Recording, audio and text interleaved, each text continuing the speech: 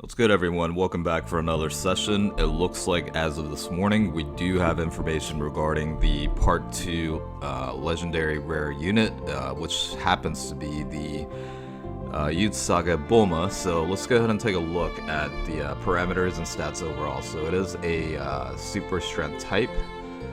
It looks like in terms of the overall category lead, it'll be Dragon Ball Seekers or DB Saga category key plus 4, HP attack and defense increase 150%.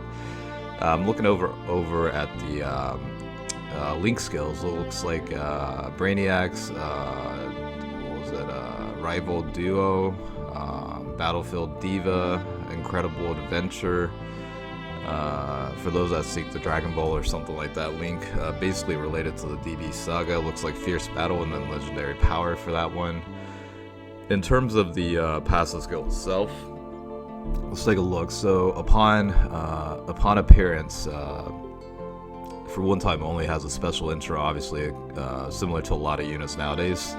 And then for 7 turns, key plus 3, effectively guards against all types, and then additional key plus 4, attack and defense increase 177%, randomly converts a key sphere into randomly converts key spheres excluding strength types into rainbow key spheres, and then upon every turn, damage reduction of 7%, maximum of 77%. And then for every key sphere obtained, additional attack and defense increase of 17%. Looks like if you obtain at least 3 key spheres, additional attack increase of 77%. If you're able to obtain 5 or more key spheres for 2 turns, excluding self, all allies get key plus 3, attack and defense increase of 37%. And then if you're able to obtain 7 or more key spheres, guaranteed additional super attack. Wow, that was a lot of information there. Alright, she does have an active skill, so let's look up the conditions for it. So the condition itself is basically you're able to activate this following 7 turns from the start of battle, basically. And then the effect itself will be converts all key spheres into strength type for 1 turn only.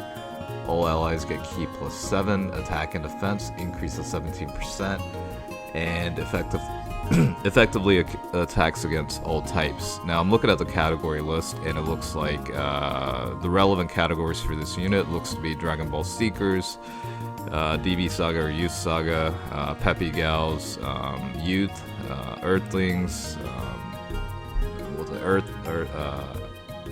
Earth-grown warriors, or whatever the term is, and then basically the power of wishes.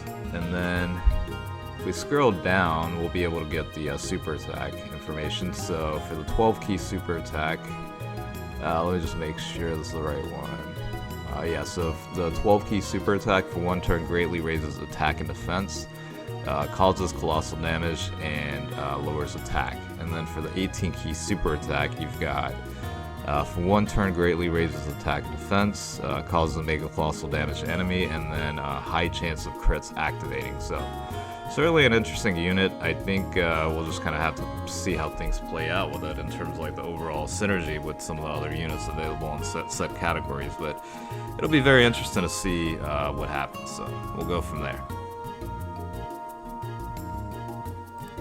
However, in the game, we do have some developments in terms of stuff coming up as well. So I think this came out yesterday. We do have a renewal or revamp of the story event for the Bulma one. This is a real throwback at this point, but the TEQ free-to-play Bulma was very nice when she actually first came out. I think the biggest takeaway with her was like the damage reduction, if I'm not mistaken, but you know, it's been a while since I've actually had to use this unit, so it's a very good opportunity for that. We do have burst mode. I don't really care about this, so I'm not going to talk too much about it, but we also do have the Super Strike renewal for the TEQ Jackie Chun unit.